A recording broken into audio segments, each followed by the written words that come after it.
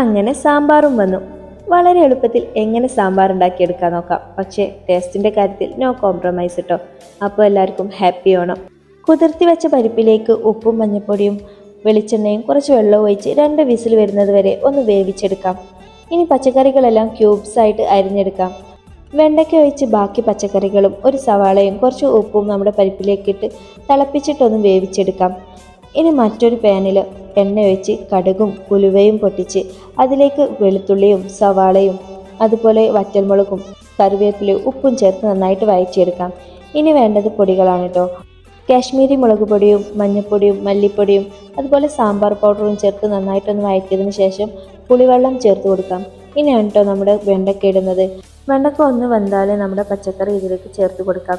ഇനി 2 തക്കാളിയും കുറച്ച് ശർക്കരയും കുറച്ച് കായപ്പൊടിയും ചേർത്ത് ഒന്ന് തിളപ്പിച്ച് മല്ലിച്ചപ്പൂട് ഇട്ട് കൊടുത്താൽ നമ്മുടെ സാമ്പാർ റെഡി.